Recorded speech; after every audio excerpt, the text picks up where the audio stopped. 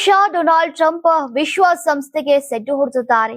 ಸಂಘರ್ಷ ಪೀಡಿತ ಗಾಜಾ ಪ್ರದೇಶದ ಮರು ನಿರ್ಮಾಣ ಮತ್ತು ಶಾಂತಿ ಸ್ಥಾಪನೆಗಾಗಿ ಅಮೆರಿಕ ಅಧ್ಯಕ್ಷ Donald Trump Gaza board of peace ಸ್ಥಾಪನೆಗೆ ಅಧಿಕೃತ ಚಾಲನೆಯನ್ನ ನೀಡಿದ್ದಾರೆ. ಶಾಂತಿ ಸ್ಥಾಪನೆಗೆ ವಿಶ್ವಸಂಸ್ಥೆ ಜಾಗತಿಕವಾಗಿ ಇದ್ರೂ ಕೂಡ ಅದಕ್ಕೆ ಪರ್ಯಾಯವಾಗಿ ಟ್ರಂಪ್ ಮಿನಿ ವಿಶ್ವಸಂಸ್ಥೆಗೆ ಚಾಲನೆಯನ್ನ ನೀಡಿದ್ದು ಈಗ ಜಾಗತಿಕ ರಾಜಕೀಯ ವಲಯದಲ್ಲಿ ಚರ್ಚೆಗೆ ಕಾರಣವಾಗಿದೆ.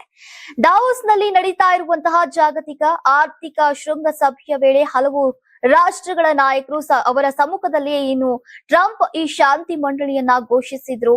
ಈಗ ಈ ವೇಳೆ ಮಾತನಾಡಿದಂತಹ ಅವರು ಹಮಾಸ್ ಶಸ್ತ್ರ ತ್ಯಾಗ ಮಾಡದೆ ಹೋದ್ರೆ ಯಾವುದೇ ರಾಜಿ ಇಲ್ಲ, ಅಗತ್ಯ ಇದ್ರೆ ಅವರನ್ನ ಸಂಪೂರ್ಣವಾಗಿ ನಿರ್ನಾಮ ಮಾಡಲಾಗತ್ತೆ ಅಂತ ಕಠಿಣ ಎಚ್ಚರಿಕೆಯನ್ನ ನೀಡಿದ್ರು. ಟ್ರಂಪ್ ಅವರ ಪ್ರಕಾರ ಈ ಶಾಂತಿ ಮಂಡಳಿ ವಿಶ್ವಸಂಸ್ಥೆಯೊಂದಿಗೆ ಸಹಕಾರದಲ್ಲೇ ಕೆಲಸ ಮಾಡಲಿದೆ. ಗಾಜಾದ ಶಾಂತಿ ಸ್ಥಾಪನೆಯೇ ಮೊದಲ ಗುರಿಯಾಗಿದ್ರು ಕೂಡ ಈಗ ಭವಿಷ್ಯದಲ್ಲಿ ವಿಶ್ವದ ಇತರೆ ಸಂಘರ್ಷಗಳನ್ನ ತಡೆಯುವ ಉದ್ದೇಶವೂ ಇದಕ್ಕಿದೆ. ಇದೇ ಕಾರಣಕ್ಕೆ ಈ ಮಂಡಳಿಯನ್ನ ಮಿನಿ ವಿಶ್ವಸಂಸ್ಥೆ ಅಂತಾನೆ ಕರೆಯಲಾಗ್ತಾ ಇದೆ.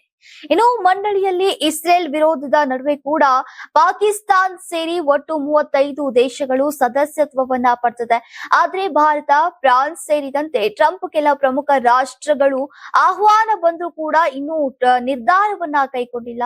ಆದ್ರೆ ಮಿನಿ ವಿಶ್ವಸಂಸ್ಥೆ ಹೇಗೆ ಕಾರ್ಯನಿರ್ವಹಿಸುತ್ತೆ ಅನ್ನೋದನ್ನ ನೋಡೋದಾದ್ರೆ, ಗಾಜಾದಲ್ಲಿ ಶಾಂತಿ ಸ್ಥಾಪನೆಗೆ ಮೊದಲು ಈಗ ಆದ್ಯತೆಯನ್ನ ನೀಡಲಾಗಿದ್ದು, ಮುಂದಿನ ದಿನಗಳಲ್ಲಿ ಈ ತರೆಯ ಜಾಗತಿಕ ಸಂಘರ್ಷಗಳಲ್ಲಿಯೂ ಮಧ್ಯಸ್ಥಿಕೆಯನ್ನ ವಹಿಸುವಂತಹ ಉದ್ದೇಶ ಮಂಡಳಿಯದ್ದಾಗಿದೆ.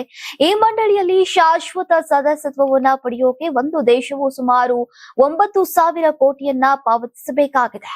ನೀವು ಸಣ್ಣ ಆಗ್ಬೇಕಲ್ವಾ? ಅದು ಒಂದು ಉತ್ತಮ ಆಹಾರದಿಂದ ಸಣ್ಣ ಆಗ್ಬೇಕಲ್ವಾ? ಪ್ರತಿದಿನ ನಮ್ಮ ಜೀನಿ ಸ್ಲಿಮ್ ನ ಯೂಸ್ ಮಾಡಿ ಯಾವುದೇ ಸೈಡ್ ಎಫೆಕ್ಟ್ ಇಲ್ದಂಗೆ ನೀವು ಸಣ್ಣ ಆಗ್ತೀರಾ.